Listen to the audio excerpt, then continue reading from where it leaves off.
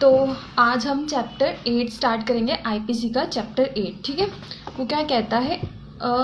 Offences against the public tranquillity. Offences against the public tranquillity. अब इसका हिंदी क्या कहता है? लोक प्रशांति के विरुद्ध अपराधों के विषय में। लोक प्रशांति के विरुद्ध अपराधों के विषय में। ठीक है, ये चीज़ डील करता है कि प्रशासन में या फिर अपनी लोग यानी पब्लिक में शांति रहे, उसके लिए चीज़ें होती है। पर अगर कोई अशांति फैलाता है, कोई ऐसे एक्ट करता है जिससे शांति भंग होती है, जनता में शांति नहीं रहती है, पीसफुल चीज़ें नहीं होती, तो वो भी पनिशेबल है। तो वो चीज़ चैप्टर 8 में बताई गई है। जैसे इसको हमने इस चैप्टर 8 को 4 पार्ट में डिवाइड किया हुआ है। अब ये 4 पार्ट क्या है ये मैं आपको बता देती हूँ। फर्स्ट है अनलॉफुल असेंबली। ठीक है, अनलॉफुल असेंबली में हम सेक्शंस पढ़ेंगे। देखो आप सेक्शंस नोट कर लो। फर्स्ट मतलब हमने जैसे 4 सेक्शन में डिवाइड किया है इस चैप्टर को, तो मतलब सेक्शंस तो काफ़ी सारे हैं पर एज इन 4 पॉइंट्स बोल सकते हैं। फर्स्ट हो गया अनलॉफुल असेंबली, जो सबसे इम्पॉर्टेंट रखा था। ठीक है, चैप्टर 8 एक तरीके से मान सकते हैं कि अनलॉफुल असेंबली के आसपास ही डील करता है चीज़ों से। ओके, अब जैसे हो गया फर्स्ट वाला अनलॉफुल असेंबली, सेकंड माना जाएगा रायोटिंग, थर्ड माना जाएगा promoting enmity between different classes. Promoting enmity between different classes. Fourth है एफरे। ओके, ये जैसे बोलता है अनलॉफुल असेंबली, इसकी हिंदी होती है विधि विरुद्ध जमाव। विधि विरुद्ध जमाव मीन्स 5 लोग हैं, 5 से ज़्यादा लोग हैं और वो लोग विधि विरुद्ध कोई इसलिए जमाव कर रहे हैं, मान लो कुछ दंगा करना है, कोई फसाद करना, मतलब ऐसे जैसे हमने 5 या 5 से अधिक लोग कुछ दंगा या कोई ऐसा एक्ट करने के लिए जो इलीगल है उसके लिए इकट्ठा होते हैं, तो वहाँ पे अनलॉफुल असेंबली कहलाती है। वो सेक्शन 141 में डिफाइन की गई है। ओके, फिर हम सेकेंड पॉइंट बोल रहे हैं राइटिंग। राइटिंग मतलब बलवा। ओके, फिर हमने थर्ड चीज़ पढ़ी प्रमोटिंग एनमिटी। एनमिटी मीन्स दुश्मनी। Promoting enmity between different classes. Promoting enmity between different classes. फिर फोर्थ पॉइंट है एफरे। एफरे मीन्स दंगा करना। अगर ये सब चीज़ें हम लोग चैप्टर 8 में पढ़ेंगे। अब मैं आपको इसके सेक्शंस बता देती हूँ कौन कौन से सेक्शन किससे डील करेंगे। फर्स्ट है हमारा अनलॉफुल असेंबली, मतलब विधि विरुद्ध जमाव। अब ये कौन कौन से सेक्शन से डील करता है ये सुनिए आप। 141 से 100 मतलब 145 141 से 145 तक अनलॉफुल असेंबली डील करेगा। उसके आगे भी है 139 149 139 से 151 तक, 151 149 से 151 तक। फिर है 157 एंड 158, 157 एंड 158। ठीक है, मतलब 157 और 158 ये सारे सेक्शन कैसे डील करते हैं? अनलॉफुल असेंबली, विधि विरुद्ध जमाव। ओके, अब हम आते हैं नेक्स्ट पॉइंट पे हमारे, वो है रायोटिंग। रायोटिंग मीन्स बलवा। अब ये इस कौन कौन से सेक्शन से डील करता है? ये करता है 146 से 148 तक, मतलब 146 से 148 तक, और सेक्शन 152 से 156 तक, मतलब 152 से 156 तक। ओके, अब हम थर्ड पॉइंट पे आते हैं। थर्ड पॉइंट हमारा डील करता है promoting enmity between different classes. अब इसमें मतलब प्रमोटिंग इसकी हिंदी क्या होगी? डिफरेंट क्लासेस, मान लो दूसरे धर्म के लोग या दूसरी कास्ट के लोग, उनके बीच में दुश्मनी पैदा करना, भेदभाव क्रिएट करना, ये सब चीज़ें इसमें आती है। Promoting enmity between different classes. इसमें कौन कौन से सेक्शन डील करते हैं? 153A और 153B, मतलब 153A और 153B, ये 2 सेक्शन डील करते हैं इससे। अब हमारा लास्ट है एफरे यानी कि दंगा। तो दंगे में कौन कौन से सेक्शन डील करते हैं? 159 और 160, 159 और 160। तो हमने ये 4 तरीके से पॉइंट्स पढ़े कि आईपीसी में चैप्टर 8 डील करता है इन 4 पॉइंट्स से। ये 4 चीज़ें क्या कहलाती है? पब्लिक ट्रांक्विलिटी को भंग करना और उनसे रिलेटेड पनिशमेंट, ये सब चीज़ें इसमें आती है। ओके, अब हम सेक्शन 141 से स्टार्ट करते हैं। Section 141 unlawful assembly. Section 141 unlawful assembly, इसकी हिंदी क्या होती है? विधि विरुद्ध जमाव। ओके, अब हम स्टार्ट करते हैं। An assembly of 5 or more person, an assembly of 5 or more persons is designated an unlawful assembly if the common object देखो यहाँ पे आ गया common object. Okay, if the common object of persons composing that assembly is. अब इसमें हमें 5 points बताए गए हैं, 5 क्लॉज बताए गए हैं कि अगर 5 या 5 से अधिक लोग मिलते हैं, इकट्ठा होते हैं, उसके बाद हमने जो आगे 5 क्लॉज पढ़ेंगे उनमें से कोई एक्ट कर रहे हैं या कुछ ऐसी चीज़ हो रही है तो वो चीज़ इसमें इंक्लूड होगी और अनलॉफुल असेंबली कहलाएगी। फिर उसके तहत वो 5 लोग पनिशेबल होंगे। Got it? अब मैं आपको वो पढ़ देती हूँ हिंदी में पहले, फिर उसके क्लॉजेस बताती हूँ। 5 या अधिक व्यक्तियों का जमाव विधि विरुद्ध जमाव कहा जाता है यदि उन व्यक्तियों का जिनसे वह जमाव गठित हुआ है सामान्य उद्देश्य हो। यहाँ पे आप पढ़ेंगे 141 पूरा सामान्य उद्देश्य पे डिपेंड है, यानी कि कॉमन ऑब्जेक्ट पे। हम 149 में वो कॉमन ऑब्जेक्ट पढ़ेंगे, 149 में कॉमन ऑब्जेक्ट पढ़ेंगे, ठीक है। तो आपको समझ आएगा कि हर चीज़ 141 में कॉमन ऑब्जेक्ट से रिलेट करती है। अब आपको मैं बता दूँ सिर्फ 34 में हमने कॉमन इंटेंशन पढ़ा था, कॉमन इंटेंशन 34 में कॉमन इंटेंशन। यहाँ पे हम 149 में कॉमन ऑब्जेक्ट पढ़ेंगे जो पूरा 141 से डील करता है। Got it? ये इंपॉर्टेंट सेक्शन है 149 और 141, ठीक है। हाँ, तो हम फर्स्ट क्लॉज पे आते हैं। फर्स्ट क्लॉज क्या कहता है? To overawe by criminal force, to overawe by criminal force or show of criminal force the central or any state government or parliament or the legislature of any state or any public servant in the exercise of the lawful power of such public servant। मतलब अगर कोई person है, जैसे मैं आपको इसको हिंदी में explain कर देती हूँ, फिर हिंदी की डायरेक्ट लैंग्वेज समझाऊंगी। ये क्या कहता है कि कोई पर्सन है, वो पर्सन नहीं, सॉरी, 5 लोग या 5 से अधिक लोग हैं, वो लोग जुड़ के एक हमारी या तो पार्लियामेंट को या स्टेट लेजिस्लेचर या सेंट्रल को या मतलब कोई भी गवर्नमेंट या पब्लिक सर्वेंट को भड़काते नहीं बोलेंगे, आतंकित करते हैं। ओवरऑल मीन्स आतंकित करना, ठीक है, कि अगर आपने हमारी बात नहीं मानी तो हम दंगा कर देंगे या फिर हम कुछ ऐसा कर देंगे जिससे जनता को परेशानी होगी। तो ये सब चीज़ें करना मतलब सरकार को परेशान करना किसी चीज़ के लिए, वो ओवरऑल कहलाता है। तो फर्स्ट पॉइंट क्लॉज हमारा ये कहता है कि अगर कोई भी गवर्नमेंट को या फिर पब्लिक सर्वेंट को या पार्लियामेंट को ओवरऑल करता है, मतलब आतंकित करता है अपनी कोई चीज़ मनवाने के लिए, तो वो अनलॉफुल असेंबली कहलाता है। अब इसका हिंदी सुनिए आप, तो आपको इजीली समझ आएगा।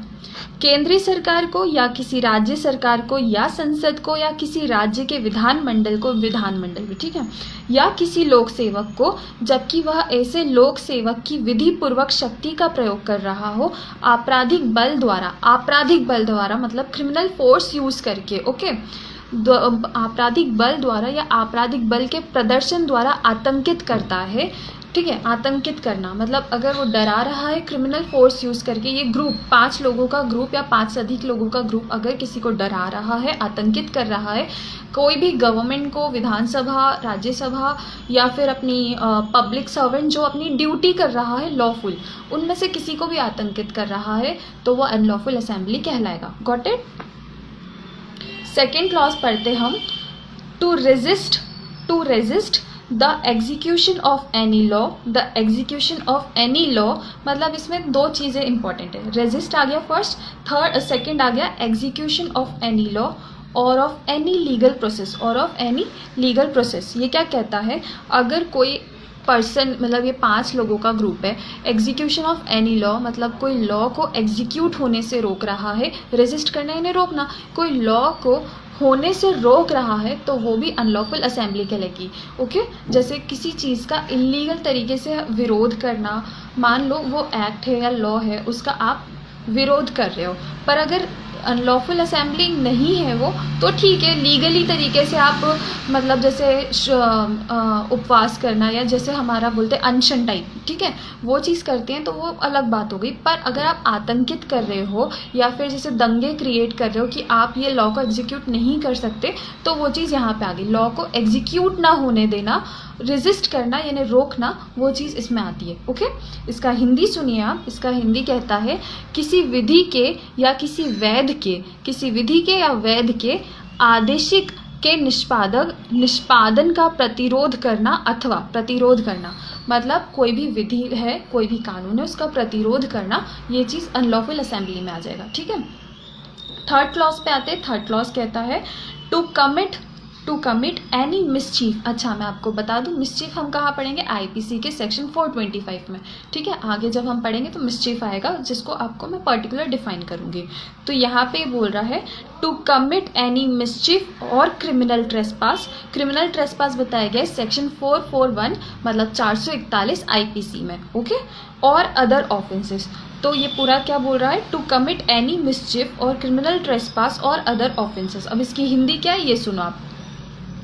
किसी रिश्ती या आपराधिक अत्याचार या अन्य अपराध का करना, मतलब अगर कोई पर्सन, मतलब ये जो ग्रुप है 5 या 5 से अधिक का, वो अगर कोई मिसचीफ करता है, क्रिमिनल ट्रेसपास करता है, तो वो भी अनलॉफुल असेंबली के तहत कहलाया जाएगा। Got it. अब हम 4th क्लॉज पे आते हैं। 4th क्लॉज कहता है by means of criminal force, by means of criminal force और show of criminal force to any person, to any person, किसी पर्सन को क्रिमिनल फोर्स के द्वारा ये दिखाना कि टू टेक और ऑब्टेन पोजीशन, मतलब टू टेक और obtain position of any property और to deprive any person of the enjoyment of a right of way और of the use of enjoyment और the two use any right और suppose right. देखो इसमें कुछ चीज़ें आ गई, जैसे इनकॉर्पोरियल राइट, ये सबसे इंपॉर्टेंट है। आपने अगर ज्यूरिस्प्रूडेंस पढ़ा होगा तो उसमें आपको पता होगा इनकॉर्पोरियल प्रॉपर्टी क्या होती है, या फिर मैं आपको बता देती हूँ। कुछ प्रॉपर्टी ऐसी होती है जिसे हम टच नहीं कर सकते, मतलब लेकिन फील कर सकते हैं। मान लो सुखाधिकार कहते हैं, जैसे एक खिड़की है, उससे आपको कई सालों से आपको रोशनी दिख रही है, लाइट आ रही है, ठीक है। अब पड़ोस वाले ने उसमें आपका घर बना दिया, तो वो चीज़ आपकी ख़त्म हो गई, वो राइट ख़त्म हो गया। आपको फ्री में पहले मतलब सनलाइट मिल रही थी, अब वो लाइट नहीं हो, क्योंकि अब वहाँ पे घर बन चुका है। ठीक वैसे ही कई रास्ते होते हैं। मान लो किसी के खेत से निकलना, कोई का खेत है, या फिर मान लो सरकार की प्रॉपर्टी, उसमें से आपने कई बार देखा होगा कि शॉर्टकट के लिए लोग जाते हैं, तो वो चीज़ क्या कहलाती है, सुखाधिकार। तो वैसे ही इनकॉर्पोरियल राइट मतलब कई राइट ऐसे होते हैं, कई अधिकार ऐसे होते हैं जो दिखते नहीं है, कई प्रॉपर्टी ऐसी होती है, या फिर कुछ ऐसा होता है जिसको हम टच नहीं कर सकते, छू नहीं सकते, देख नहीं सकते, बेच नहीं सकते, पर उसको हम फील कर सकते हैं और उसका हम प्रॉफिट उठा सकते हैं, ठीक है। तो कोई ये क्या बोलता है, पहले मैं आपको इसका हिंदी एक्सप्लेन कर देती हूँ तो आपको और समझ आएगा। किसी व्यक्ति पर आपराधिक बल द्वारा या आपराधिक बल के प्रदर्शन द्वारा किसी संपत्ति या कब्जा लेना, किसी की संपत्ति का कब्जा ले लेना, ठीक है, या अभिप्राप्त करना, या किसी व्यक्ति को किसी मार्ग के अधिकार, किसी व्यक्ति को किसी मार्ग के अधिकार के उपभोग से, या जल का उपभोग, मतलब जल भी फ्री में है सभी के लिए बराबरी से, पर उसका भी उपभोग करने के अधिकार, या अन्य अमूर्त अधिकार, अमूर्त यानी कि दूसरा कोई अधिकार है, उससे जिसका वह कब्जा रखता हो, जिसका मतलब किसी पर्सन के पास राइट है, कब्जा है, उससे उपभोग करता हो, वंचित करता है, या किसी अधिकार या अनुमति अधिकार को प्रवर्तित करता हो। मतलब अगर किसी के पास कोई इनकॉर्पोरियल राइट है या कोई भी राइट है जिसको वो इजीली यूज़ कर रहा है, पर अगर वो 5 लोग या उसकी असेंबली उस चीज़ को छीन रहे हैं, वो यूज़ नहीं करने दे रहे, तो वो चीज़ इसके अंदर आती है 4th क्लॉज में, और वो अनलॉफुल असेंबली कहलाएगी। क्योंकि भाई उसका राइट है, अब वो अपने ही चीज़ों को यूज़ नहीं करेगा तो क्या मतलब है कि नहीं। 5th है by means of criminal force. By means of criminal force मतलब हर चीज़ में क्रिमिनल फोर्स आ ही रहा है, ऐसे नहीं कि समझा बुझा के, नहीं, क्रिमिनल फोर्स आ रहा है, मतलब वो किसी ना किसी वेपन का यूज़ कर रहा है, डरा रहा है, धमका रहा है, गॉट इट, तो ही अनलॉफुल असेंबली कहला रही है। By means of criminal force और show of criminal force to compel, यहाँ पे कंपेल वर्ड आप अंडरलाइन कीजिए, कंपेल वर्ड इंपॉर्टेंट है। To compel any person to do what he is not legally bound to do, मतलब ये language में कह रहा है, डायरेक्ट लैंग्वेज में, कि कोई पर्सन जो कुछ लीगली करने के लिए हकदार नहीं है, उसको कंपेल करना, ये मतलब जान करके कहना कि नहीं तुमको ये काम करना ही है, वो लीगली बाउंड नहीं है उस काम करने को, फिर भी उसको कहना कि नहीं तुम ये काम करो, ओके। फिर नेक्स्ट पॉइंट ये कह रहा है, और टू ओमिट आ गया यहाँ पे, to omit to do what he is legally entitled do. Omit मतलब कि वो ये चीज़ करने के लिए, मतलब उसको करना ही है, उसकी ड्यूटी है ये चीज़ करना, पर उसको करने से रोकना कि नहीं तुम ये काम नहीं कर सकते, वो चीज़ इसमें आ जाएगी, ठीक है। इसका हिंदी में आपको बता देती हूँ। आपराधिक बल द्वारा या आपराधिक बल के प्रदर्शन द्वारा किसी व्यक्ति को वह करने के लिए जिसे करने के लिए वह वैध रूप से आबद्ध ना हो, या उसका लोभ करने के लिए जिसे करने का वह वैध रूप से हकदार हो विवश करना। देखो ये क्या कहता है इस सिंपल लैंग्वेज में कि कोई पर्सन, जैसे हमने एक्ट और ओमिशन पढ़ा था, ठीक है, तो अगर किसी को वो एक्ट मतलब मैंने आपको बताया था कि एक्ट मतलब होता है कुछ नहीं करना था पर वो किया, और ओमिशन मतलब कि कुछ करना था पर वो नहीं किया। ओके, देखो तो यहाँ पे वो बोल रहा है कि किसी पर्सन मतलब ग्रुप ऑफ पीपल है, उन्होंने किसी व्यक्ति को विवश कर दिया मतलब कंपेल कर दिया कि तुम ये काम करो, जबकि उसकी ड्यूटी नहीं है लीगली वो काम करना। फिर ओमिशन कर रहा है, ओमिट कर रहा है कि तुम्हारी ये ड्यूटी है पर तुम ये करो मत, मतलब पुलिस वाले को रोकना कि नहीं भाई तुम यहाँ पे ये चीज़ें मत करो, तो पुलिस को उसकी ड्यूटी नहीं करने दे रहे, तो वो लीगली ओमिट कर रहे हैं उसको कि तुम ये चीज़ अपनी गलती करो, मतलब तुम अपनी ड्यूटी ना निभाओ, तो ये चीज़ यहाँ पे आ गई। ठीक है, तो ये चीज़ एक्ट और ओमिट यहाँ पे अप्लाई होती है 5th क्लॉज में, वो भी अनलॉफुल असेंबली के लिए, मतलब क्रिमिनल फोर्स यूज़ करके। Got it. अब यहाँ पे मैं आपको इसके इसेंशियल इंग्रेडिएंट्स बता देती हूँ कि अनलॉफुल असेंबली के लिए इंग्रेडिएंट्स क्या ज़रूरी है। क्लॉज तो जैसे हमने पढ़ ली है,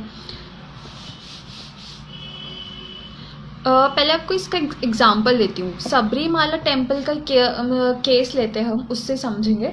जैसे सबरीमाला टेम्पल में महिलाओं का जाना प्रतिबंधित था, ठीक है, फिर सुप्रीम कोर्ट ने ऑर्डर दिया कि महिलाएं जा सकती हैं उस मंदिर में, फिर भी कुछ लोगों ने कहा नहीं हम महिलाओं को नहीं जाने देंगे। अब वो सुप्रीम कोर्ट का ऑर्डर नहीं मान रहे, तो वो लोग 5 लोग या 5 से अधिक लोग इकट्ठा होते हैं और वो महिलाओं को जाने से रोकते हैं, तो यहाँ पे अनलॉफुल असेंबली कहलाएगी। ओके, अब इसके इंग्रेडिएंट्स पढ़ते हैं हम। They must have a common object, first और सबसे इम्पॉर्टेंट चीज़ है 5 लोग होना चाहिए। सेकंड पॉइंट ये कॉमन ऑब्जेक्ट हो गया। फर्स्ट है 5 लोग या 5 से अधिक होना चाहिए। देखो, अन assembly of 5 or more person, an assembly of 5 or more person, ये सबसे इम्पॉर्टेंट इंग्रेडिएंट है। सेकंड आता है कॉमन ऑब्जेक्ट, कि उन सभी का कॉमन ऑब्जेक्ट होना चाहिए, सभी का कॉमन ऑब्जेक्ट होना चाहिए। थर्ड इंग्रेडिएंट बोलता है the common object must be one of the 5 specified in this section. The common object must be one of the 5 specified in this section, मतलब जो हमने अभी 5 क्लॉजेस पढ़े हैं, उन 5 क्लॉजेस में से कोई एक ना एक तो इंक्लूड होना ही चाहिए उस कॉमन ऑब्जेक्ट में। जो हमने अभी कॉमन ऑब्जेक्ट का इंग्रेडिएंट पढ़ा कि देखो, पहला तो इंग्रेडिएंट कहता है कि 5 सदस्य या 5 से अधिक हो। सेकंड क्या कहता है कि 5 हो और 5 से अधिक भी हो, पर उनका ऑब्जेक्ट जो है वो कॉमन होना चाहिए, उन सभी का ऑब्जेक्ट कॉमन होना चाहिए। थर्ड पॉइंट क्या कहता है, कॉमन ऑब्जेक्ट है, पर वो कॉमन ऑब्जेक्ट क्या होना चाहिए, वो होना चाहिए जो हमने क्लॉजेस पढ़े हैं इस पूरे सेक्शन में। अभी मैंने आपको जो क्लॉजेस बताए हैं 5, उन 5 क्लॉजेस में से ही कोई एक होना चाहिए, तभी वो अनलॉफुल असेंबली कहलाएगी। ठीक है, अब मैं आपको केस बता देती हूँ। केस है Kartar Singh versus state. Kartar Singh versus state क्या कहता है, out of an unlawful assembly of 7 named person 4 were acquitted. देखो क्या हुआ था इस केस में, करतार सिंह वर्सेस स्टेट, इसमें कहा था कि अनलॉफुल असेंबली थी 7 लोगों की, पर 7 में से 4 लोगों को कोर्ट ने छोड़ दिया क्योंकि उनका ये प्रूव नहीं कर पाई, कोर्ट में ये प्रूव नहीं हो पाया कि उन लोगों का इंटेंशन कॉमन था या नहीं था। ठीक है, तो उन 4 लोगों को तो छोड़ दिया सबूतों के अभाव में। तो अब जो थे the other 3 could not be convicted of rioting as member of unlawful assembly, their number having fallen to less than 5।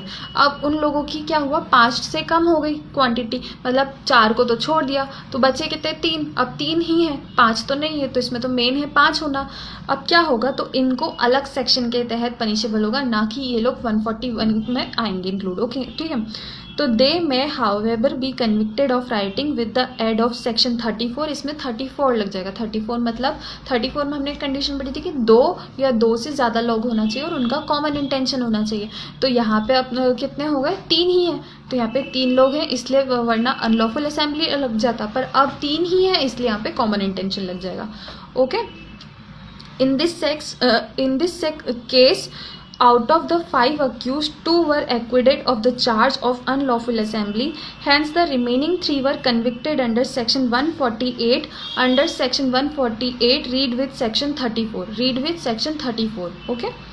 where number of the members of an unlawful assembly is reduced to less than 5 because of the acquittal, मतलब उन लोगों को छोड़ दिया तो उनकी numbers जो कम हो गए हैं, तो द रिमेनिंग में still be convicted for the offence, तो उन जो बचे हुए हैं उनको कन्विक्ट तो किया ही जाएगा, उनको छोड़ेंगे नहीं, ठीक है।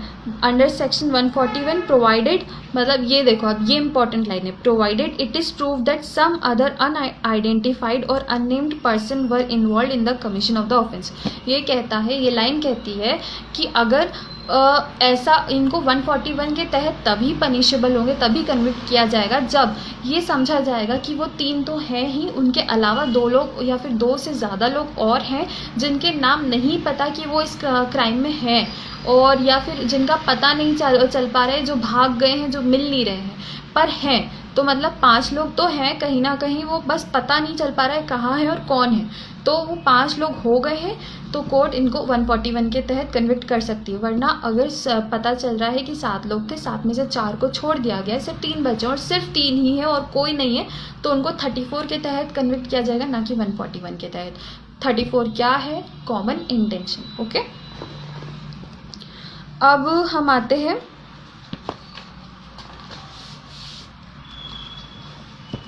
B Narwa versus state of Gujarat.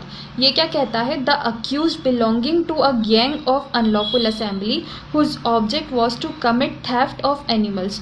मतलब यहाँ पे बी नरवा केस में क्या कहा गया था, ये गुजरात का केस है, इसमें अक्यूज जो था उसने अनलॉफुल असेंबली क्रिएट की। उसका रीज़न ये था उसको जानवरों की चोरी करनी थी, थेफ्ट मतलब चोरी करनी थी जानवरों की, ठीक है। In course of this criminal activity one of the members of the gang snatched a sharp weapon धरिया। वो एक वेपन होता है जो वहाँ पे जो रखवाली कर रहा था चौकीदार, उससे धरिया लिया और उसी को हर्ट कर दिया। अब यहाँ पे जो कन्विक्ट्स थे, अब वो अनलॉफुल असेंबली में जो लोग शामिल थे, उनका कहना था, उन्होंने अपील की कि हम लोगों को नॉलेज नहीं था कि एक पर्सन ऐसा कुछ करेगा, वहाँ पे हर्ट कर देगा, ठीक है। यहाँ पे अब कोर्ट ने क्या बोला? कोर्ट ने कहा they could not be convicted along with the accused who caused this murder, their acquittal was held to be justified। उन सभी को छोड़ दिया गया क्योंकि उनको बिल्कुल भी नॉलेज नहीं था कि एक पर्सन ऐसा कुछ करेगा, तो इसलिए उनको कोर्ट ने छोड़ दिया। उनका कॉमन मतलब सिर्फ चोरी करना था, किसी को हर्ट करना नहीं था, किसी को मारना नहीं था, वो उन्होंने चौकीदार को मार दिया, तो वो जो पर्सन ने मारा है सिर्फ वही लायबल होगा, ना कि सभी लोग। Got it? अब यहाँ पे मैं आपको असेंबली का मीनिंग बता देती हूँ। असेंबली का मतलब क्या होता है? तो असेंबली मतलब होता है the word assembly has to be distinguished from a mere meeting of persons. People meet in a theatre. मान लो थिएटर में लोग मिलते हैं, people meet in a theatre to see the picture. We do not say, हम उनको नहीं कहते कि उन लोगों ने असेंबली क्रिएट किया, अनलॉफुल असेंबली क्रिएट किया। असेंबली तो कोई भी हो सकती है, सेमिनार हो सकता है, जैसे यहाँ पे मूवी का एग्जाम्पल है तो वो भी। लेकिन अब क्या है अनलॉफुल असेंबली? तो अनलॉफुल असेंबली होती है assembling for the purpose of rioting, assembling for the purpose of rioting और फॉर कॉजिंग कम्युनल टेंशन, मतलब कम्युनल टेंशन क्रिएट करना कॉमन ऑब्जेक्ट है उनका, या फिर रायोटिंग कॉमन ऑब्जेक्ट है। तो ये 2 चीज़ें अगर हो रही है तब जाके ये चीज़ असेंबली अनलॉफुल असेंबली कहलाती है। Got it?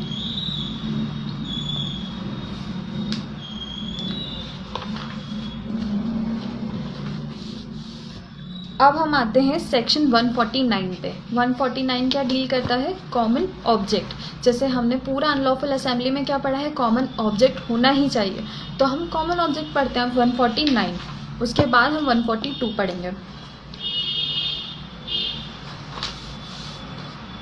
149 क्या कहता है? एवरी मेंबर, आईपीसी का सेक्शन 149 क्या कहता है? every member of unlawful assembly guilty of offense committed in prosecution of common object। अब इसका हिंदी क्या है 149 का? विधि विरुद्ध जमाव का हर सदस्य सामान्य उद्देश्य को अग्रसर करने में किए गए अपराध का दोषी। देखो, विधि विरुद्ध जमाव का हर सदस्य सामान्य उद्देश्य को अग्रसर करने में किए गए अपराध का दोषी। ओके, अभी क्या एक्सप्लेन करता है? if an offence is committed by any member of unlawful assembly in prosecution of the common object of that assembly, or such as the members of that assembly knew to be likely to be committed in prosecution of that object, every person who at the time of the committing of that offence is a member of the same assembly is guilty of that offence. अब इसका हिंदी पढ़ती हूँ, फिर मैं आपको अपनी language में explain करती हूँ. ये क्या कहता है, यदि विधि विरुद्ध जमाव के किसी सदस्य द्वारा उस जमाव के सामान्य उद्देश्य को अग्रसर करने में अपराध किया जाता है, मतलब विधि विरुद्ध अगर जमाव हुआ है, उसमें उन सभी का कॉमन ऑब्जेक्ट है, एक ही ऑब्जेक्ट है और उसमें लोगों को इकट्ठा किया जाता है, ठीक है, या कोई ऐसा अपराध किया जाता है जिसका किया जाना उस जमाव के सदस्य उस उद्देश्य को अग्रसर करने में संभाव्य जानते थे, तो हर व्यक्ति जो भी उस ग्रुप में इंक्लूड था, जो असेंबली में इंक्लूड था, उस अपराध के लिए किए जाने के समय उस जमाव का सदस्य है, उस अपराध का दोषी होगा, उसको उस अपराध के लिए पनिशेबल होगा. जो भी वहाँ पे था, जिसको वो अनलॉफुल असेंबली में था, वो इस ऑब्जेक्ट के तहत मतलब अनलॉफुल असेंबली में है, उसको नॉलेज है, तो वहाँ पे ये माना जाएगा कि सभी का इंटेंशन सेम है और वो सभी पनिशेबल होंगे. Got it. देखो इसके इंग्रेडिएंट बताती हूँ. पहले तो ये क्या है, ये जो सेक्शन है ये डील करता है जॉइंट लाइबिलिटी से. आपने अगर टॉर्ट पढ़ा होगा तो वहाँ पे आपने लाइबिलिटीज़ पढ़ी होगी, वाइकेरियस लाइबिलिटी, जॉइंट लाइबिलिटी, तो यहाँ पे वो चीज़ डील करती है. This section embodies the principle of joint liability और constructive liability which also covers vicarious liability. ठीक है, अब इसके मैं आपको पहले एक चीज़ सुना. The person that is the member of the unlawful assembly whose case falls under this section can not raise the defence that he didn't himself commit the offence which has been committed in prosecution of the common object of such assembly. मतलब कोई member ये नहीं कह सकता मैं भले ही वहाँ था पर मेरी इच्छा नहीं थी वो ऑफेंस कमिट करने की. नहीं, अगर आप वहाँ हो और आपको नॉलेज है कि ये अनलॉफुल असेंबली इस चीज़ के लिए हुई है, इस चीज़ के लिए बनी है, फिर भी आप वहाँ खड़े हो, तो आप वो उस ऑफेंस के बराबरी से हकदार होगे. ओके, अब हम इसके इंग्रेडिएंट पढ़ते हैं. एसेंशियल इंग्रेडिएंट क्या कहता है सेक्शन 149 के. फर्स्ट है commission of an offence by any member of unlawful assembly. Commission of an offence मतलब कोई ऑफेंस है उसका कमिट हो जाना, commission of an offence by any member, कोई भी मेंबर करता है, any member of an unlawful assembly, उस ऑफेंस का होना ज़रूरी है, कमिट होना ज़रूरी है. अनलॉफुल असेंबली में जो जिस चीज़ के लिए बनी है ना, उस चीज़ का एक्ट के लिए कमिट होना ज़रूरी है. ठीक है, एक सेकेंड. अगर NMP की बहुत बड़ा क्वेश्चन है, मैं बाद में पढ़ लूँगी. ठीक है, एडवोकेट जो भी है. हाँ, सेकेंड क्वेश्चन है such offence must have been committed in prosecution of the common object.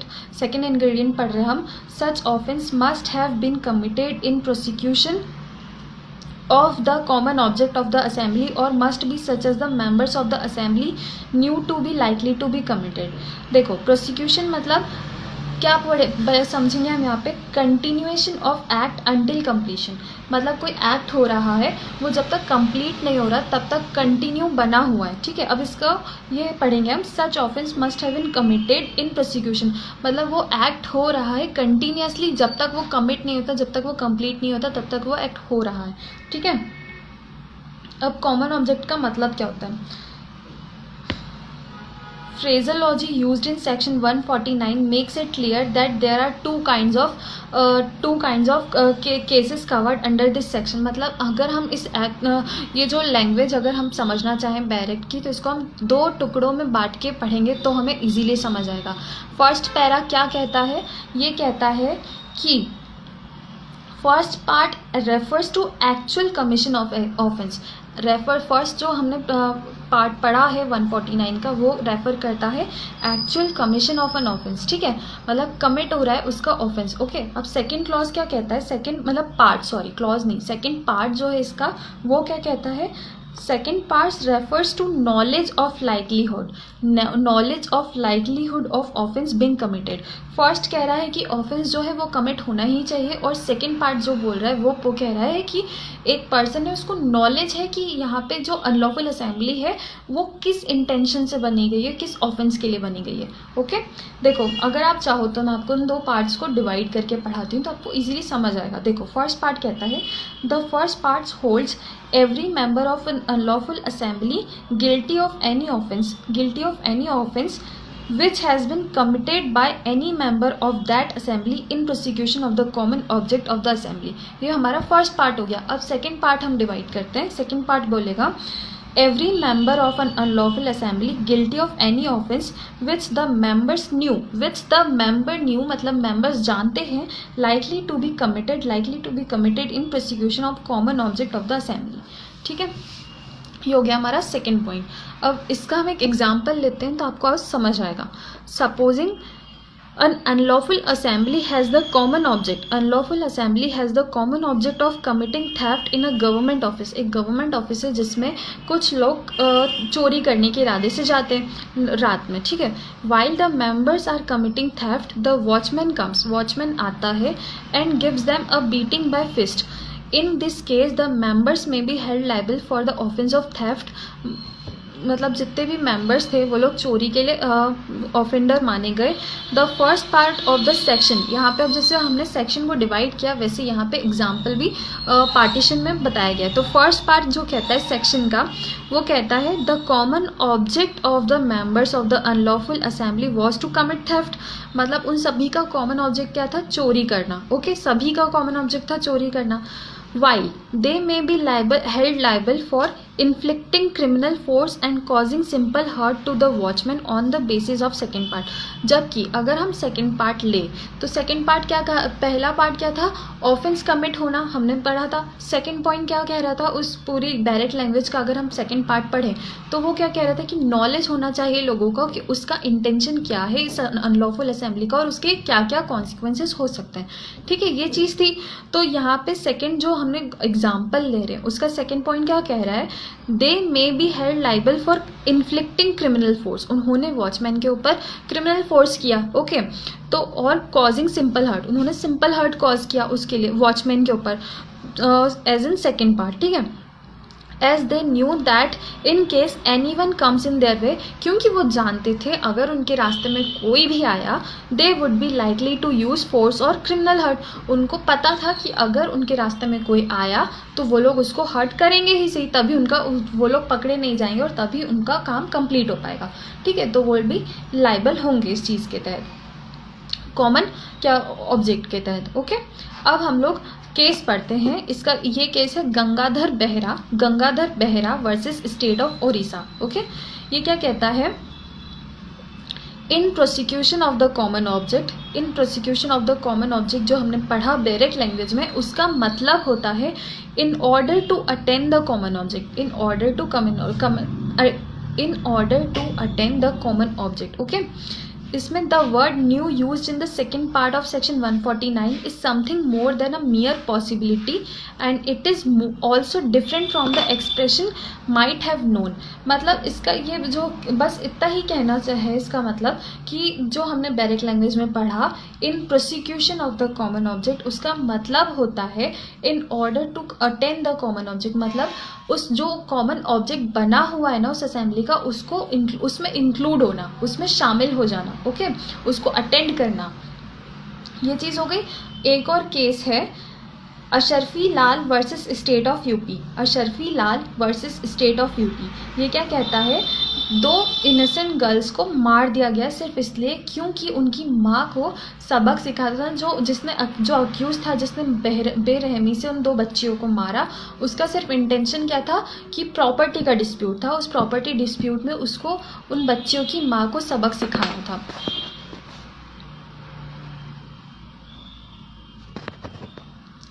आप लोगों के बहुत बड़े बड़े क्वेश्चंस हैं तो वो मैं एंड में रिप्लाई देती हूँ, वरना मैं अभी बीच में अगर जाऊँगी तो कन्फ्यूजन क्रिएट हो जाएगा। Got it? तो एंड में मैं सारे क्वेश्चन रीड करके देती हूँगी।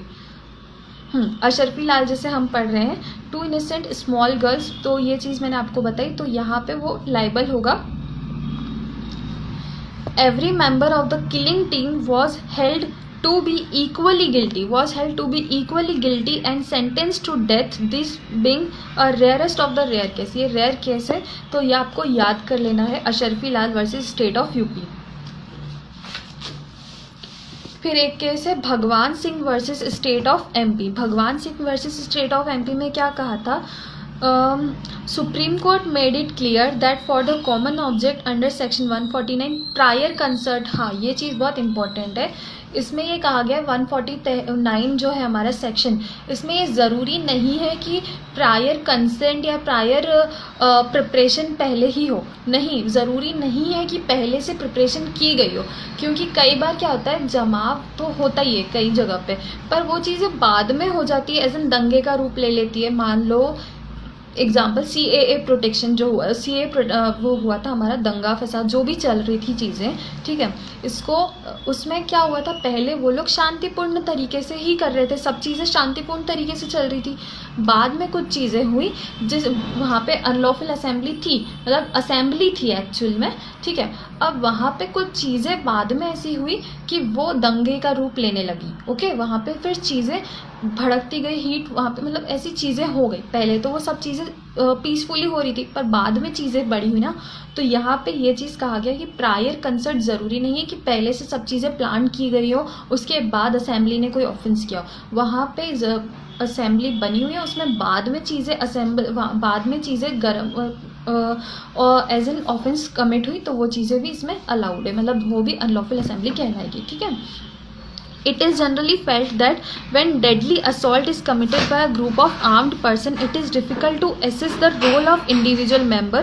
Therefore, in order to hold them guilty under section 149, it is sufficient to prove that all the members of such unlawful assembly had a common object and each of them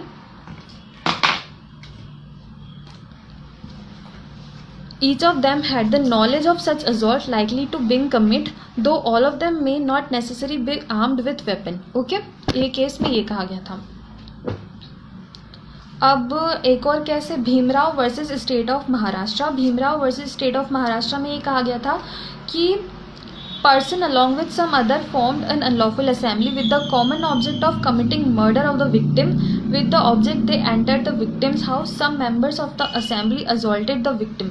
मतलब क्या हुआ था, उन लोगों ने कुछ लोग थे, उनको एक पर्सन को मारना था, वो लोग उसके घर गए, उसको ग्रीवियस हर्ट पहुंचा दिया, मतलब इतना मारा, असॉल्ट किया, उसके ऊपर हमला किया. ठीक है.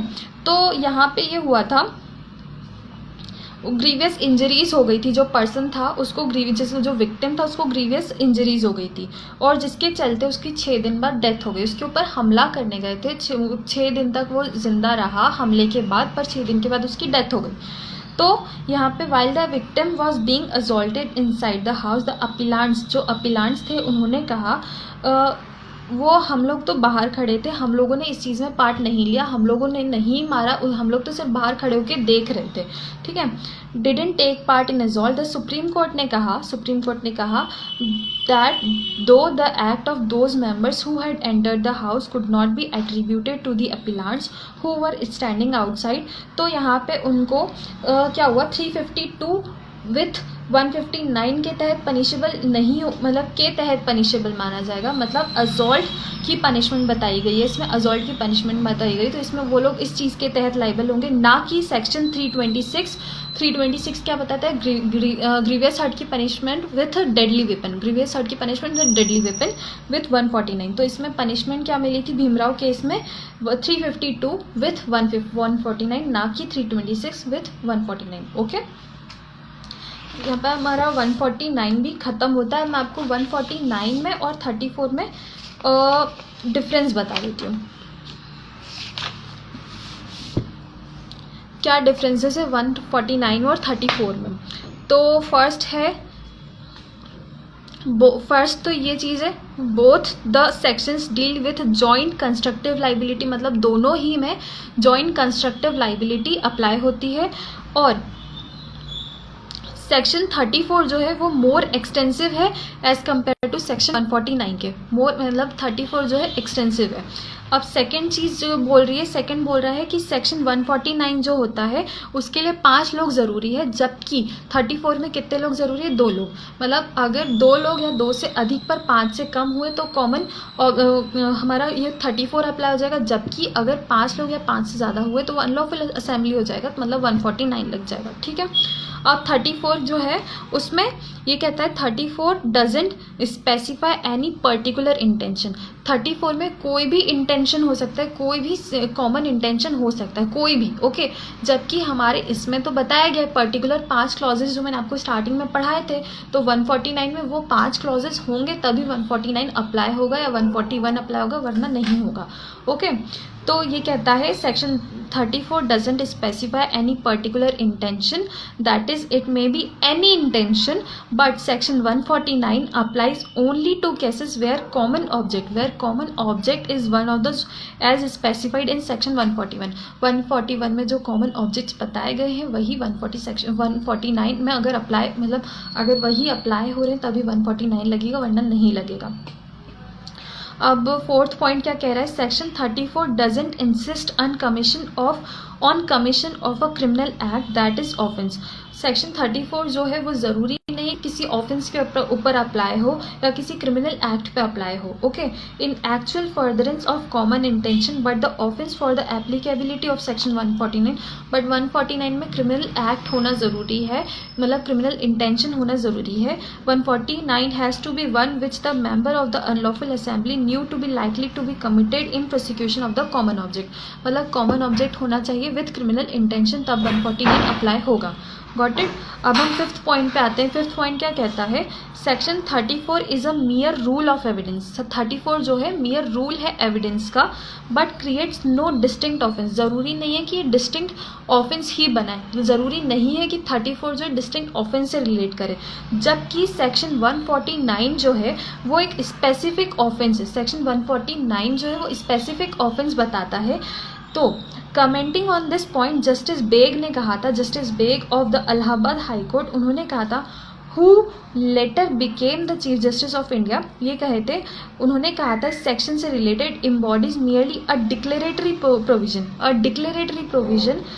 relating to joint criminal liability, whereas section 149 is envisages a distinct specific offense। Justice Beg ने कहा था कि 149 जो है वो अपने आप में एक्चुअल में एक डिस्टिंक्ट ऑफेंस है। 149 मतलब एक डिस्टिंक्ट ऑफेंस हुआ है तभी अप्लाई होगा, वरना नहीं होगा। ओके। अब लास्ट हमारा कहता है, लास्ट पॉइंट है ये कहता है applicability of section 34 requires consideration of both the physical as well as the mental aspect of the crime which commission of an overt act as an essential ingredient of this section। ठीक है। मतलब इसमें physical और mental aspect importance रखाता है section 34 में, जबकि 149 क्या कहता है? 149 doesn't insist only on the mental element and therefore it is not necessary that a member of unlawful assembly must have actual participation in commission of the offence। ज़रूरी नहीं है, मान लो वहाँ दंगा हो रहा है अनलॉफुल असेंबली में, वो बन गई है और वहाँ पे दंगे क्रिएट हो गए। अब ज़रूरी नहीं है वहाँ पे जितने लोग शामिल थे वो सभी उसमें शामिल हो। ओके। तो यहाँ पे ज़रूरी नहीं है कि मेंटल और फिजिकल चीज़ें इंक्लूड हो ही सही यहाँ पे 149 में। Got it. यहाँ पे कमीशन ऑफ ऑफेंस में ज़रूरी नहीं है 149 में। अब लास्ट 7 पॉइंट क्या कह रहा है? The conviction of a person charge under section 149 may be altered to one of section 34। मतलब ज़रूर देखो, हमने जैसे पढ़ा कि अगर 5 लोग से कम हो गए तो उसको पनिशेबल होगा वो 34 उसके ऊपर लग जाएगा, ना कि 149 सॉरी। मतलब मैंने आपको वापस एक्सप्लेन करती हूँ, अगर 5 लोग हैं तभी अनलॉफुल असेंबली क्रिएट होगी, तभी 149 भी अप्लाई होगा, मतलब कॉमन ऑब्जेक्ट, वरना 34 लग जाता। 5 लोग से अगर कम हुए तो 34 लग जाता। Got it. तो इसमें यही कह रहा है अगर the conviction of a person charge under section 49, section 149 में जो पर्सन चार्ज है 149 के तहत वो ऑल्टर हो सकता है, मतलब चेंज हो सकता है 34 में, ठीक है। जबकि where the existence of unlawful assembly as specified under section 141 is not prove but not vice versa, पर ऐसा विपरीत नहीं हो सकता, वाइस वर्सा मतलब उसकी कंडीशन अपोजिट नहीं हो सकती कि 34 के को चेंज करके 149 लगा दिया जाए। 149 ज़रूर 34 में अल्टर हो सकता है, पर 34 149 में नहीं हो सकता। ओके, यहाँ पे हमारे डिफरेंसेस भी होते हैं ख़त्म।